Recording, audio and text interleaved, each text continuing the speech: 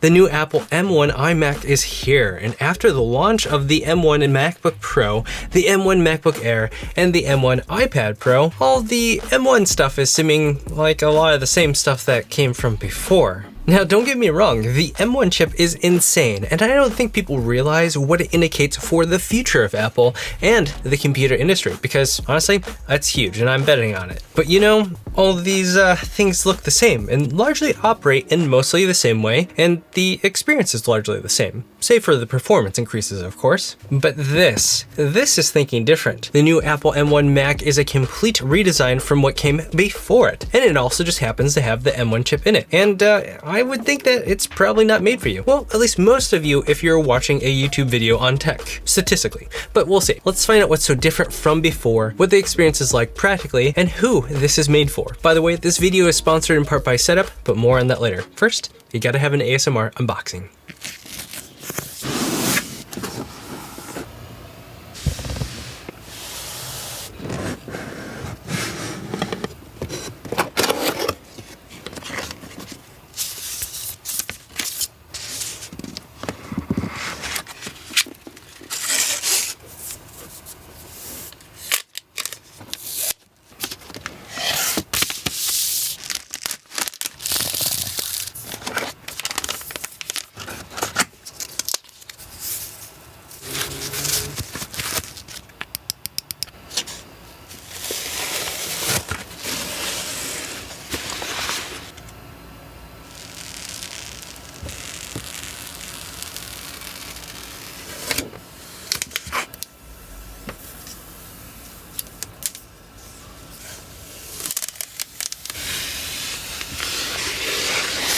Holy crap, that's an unboxing experience. Now, I know a lot of you really hate the idea that this has a white border, and I totally get it, but this really isn't for our audience that's thinking about things like gaming, video editing, photo editing, you know, things like this. This is more something that would be found in your house, in like a living room or something like that. If you had this with black borders, it might actually kind of stand out and wouldn't look quite right. Having the white border makes it kind of look really nice and airy and clean. And because of those borders, and it's just kind of crazy, and you might not really like it, but I really don't like dark mode on this iMac. It doesn't look right. The dark color scheme doesn't really look right next to these borders. Light mode is way better on this, and it just has that really bright, airy feel to it that I like. Think of it this way. Have you ever gone to someone's house and you've seen a TV inside of their kitchen? Maybe they have it mounted on some sort of like a VESA mount against the wall. But what if it was an iMac, and instead of just a TV, it was your recipe finder, your internet finder, your Netflix viewer, all in one convenient package. The white bezels, the light color of the interface, it would look really great in a kitchen. If you're gonna be honest with yourself, I don't think Apple had production houses and those making videos and designing and things like that in mind for this. I mean, it's yellow. And I know some of you really hate this bottom chin part here, but you have to admit, this is what an iMac looks like. That's why there's a silhouette on their website that looks like this. And you just see it immediately, and you know what? You know it's an iMac. And if you're wondering about the fact that there's no Apple logo here, thankfully, there's some Apple stickers here that color match. So, you know, problem solved. So not only is the unboxing experience just fantastic, you have to admit the colors are pretty dang nice. And this yellow option looks more like a gold on the back and a kind of pastel yellow on the front. And of all the ones that I've seen so far, I actually like this color combination the most, along with the silver. And I guess that blue one too. There's so many choices. And then you have all of the color matching accessories, which is really kind of amazing. Like, my goodness, I actually like the fact that this is white, even though I'm sure that this will get kind of dirty. It just has this kind of mid-century modern kind of vibe to it, especially with the yellow. That's stupid though. And it's lightning. Even the charging cables are color matched. It's just nuts. I mean, this almost kind of feels like royalty in a weird way.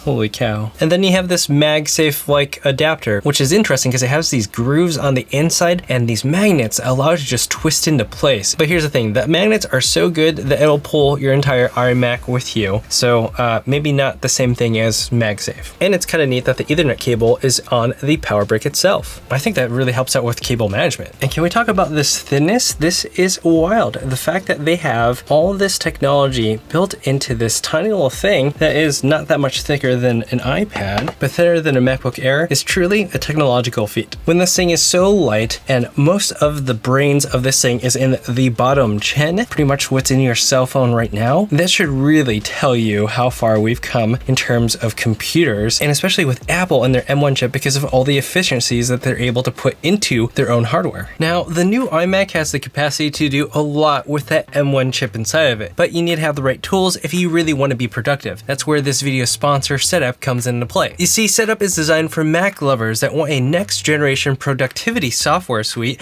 where apps are thought of in the context of tasks, where each app assists you with a regular routine or task. Depending on what your needs are, their large collection of over 200 apps can help you boost your overall work productivity all in one convenient package. Instead of buying each app individually, all it is a simple subscription of $9.99 a month, and you can pick and choose as many apps and combinations you want at any time. For me, I really love using Luminar, a modern AI photo editor that can help you easily edit your photos to look amazing and even replace the sky if you want. There's MindNode to build out mind maps, and even Monitor to monitor my crypto. You even have the famous Clean My Mac to help you keep your Mac running just like new and even clear out any of that junk you have laying around on your device. So maximize your productivity with Setup by clicking the link in the description to get started for only $9.99 a month. The way that I think about it, if it saves you time, $9.99 is one heck of a steal. So check it out, and thanks to Setup for sponsoring this portion of the video. Along the back, you'll see that the mounting is a bit interesting. So it doesn't allow you to go up or down, but allows you to pivot this. But you can have more of that flexibility if you purchase the VESA mount compatible version. The downside of that is the fact that you can't interchange between a VESA mount compatible one and this one that goes onto a stand. Plus you have a ton of flexibility in terms of where you position your monitor. So that's kind of a compelling thing to get over the standard model. Now, I'm not here to defend everything that Apple's doing. We gotta talk about this screen. Sure, it is a higher resolution screen and text looks really great on it. It's, decently bright. I kind of feel like I want more brightness out of it. It's kind of a common thing I'm noticing in a lot of Macs and stuff like that. But the thing that is really kind of concerning is if you look at this in the dark. You see, I ran a few little image tests on it, and I noticed that there's a lot of blooming everywhere. The display is really uneven, especially in this top left corner. The really funny part is I used the Dolby Atmos video test to just test it out, and there's this one part where it says, "Because what you thought was black isn't. This is black." On this display, I didn't notice a single thing.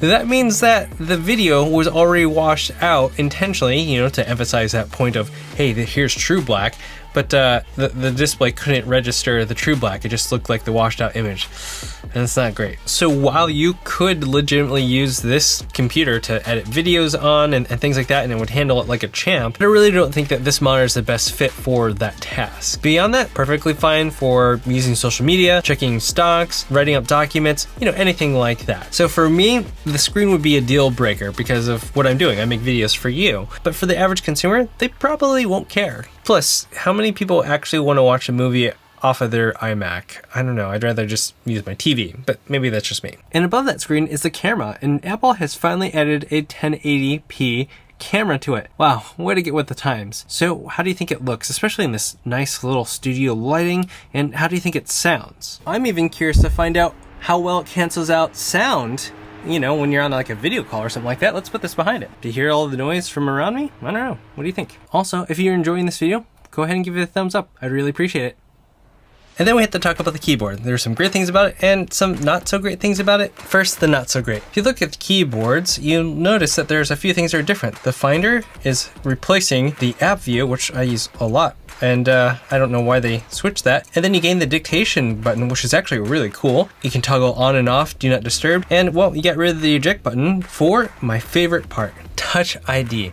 Oh man, do I love having this here. It's actually something that maybe a few months ago I said, hey, I really wish that Apple had Touch ID and a wireless keyboard. That would be huge. So now that we have this, there's only one thing that remains that I can think of that Apple needs to add, Face ID, because you know what? Windows computers, they have Windows Hello, and it's awesome. And then Apple made a big deal out of the speakers, the sound quality in the iMac that are built into the bottom and this little bezel over here. And while I could just tell you what my thoughts are, why don't you just listen to it a little bit? So grab some headphones, earbuds, put them in, listen to it real quick, and let me know what you think. Feel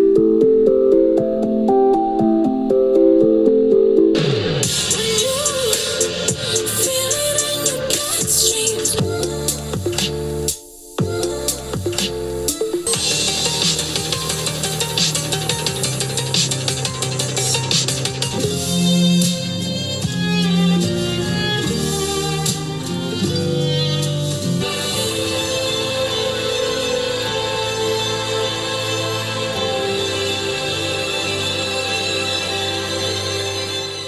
For me, I'm noticing that there's a really solid stereo spread to it. It can feel really immersive, but I'm not really getting a lot of that low end oomph to it, but that isn't really something that you could really expect out of something so thin, you know, with a tiny little speaker in there. Not the best sounding speakers out there, but it's not terrible at all. It's actually pretty decent. And it gets plenty loud.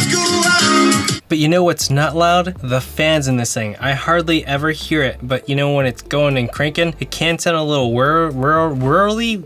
I don't know, but like it's really uncommon. I mean, this is what it sounds like when I'm running Unigine Heaven.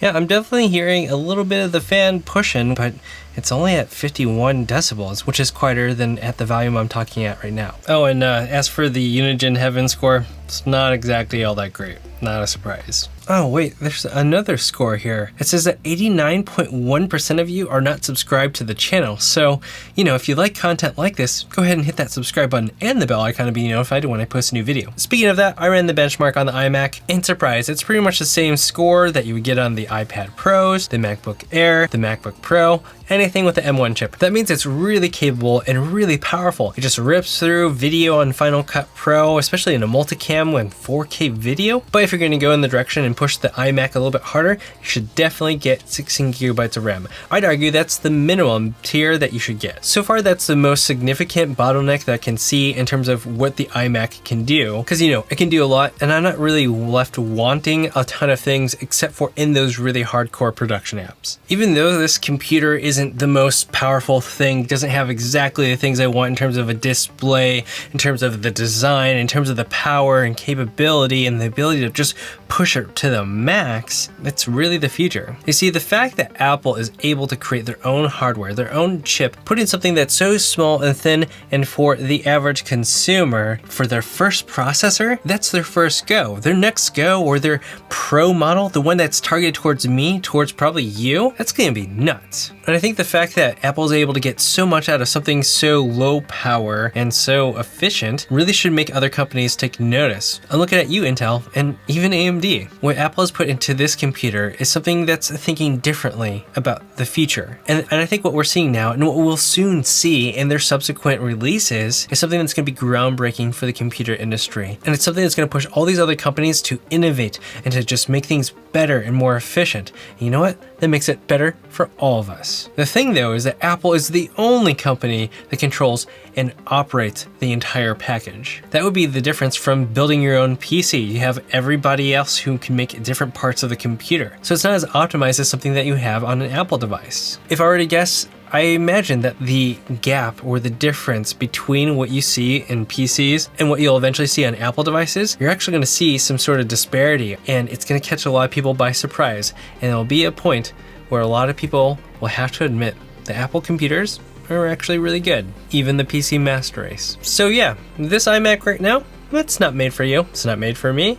It's made for the average consumer. It's for those who want to have an iMac in their doctor's office. They want to have an iMac in their dorm. It's just for the average consumer. And you know what? It offers a heck of a lot at a pretty okay, reasonable price. But with the okay price, you have a really amazing ecosystem, a phenomenal unboxing experience with some high quality materials and design going on here, and probably a computer that's going to last a lot longer than, well, the old Intel versions. So if you've been looking to get a Mac for the first time, or you've had a Mac for a while and it's due for an upgrade, and you're not a power user like me, the iMac, you should totally get it. It's awesome. Even if the display isn't the best thing in the world and there's a little bit of an issue in the corner on mine. To be honest, you're probably not going to notice it unless you're looking for it. So if you want to pick up an iMac, there's a link down below that will help you find the best price amongst a whole bunch of different stores. So go check it out. And let me know what your thoughts are in the comments, and of course in the This Is Tech Today community Discord chat server. Thank you for watching This Is Tech Today. Until next time.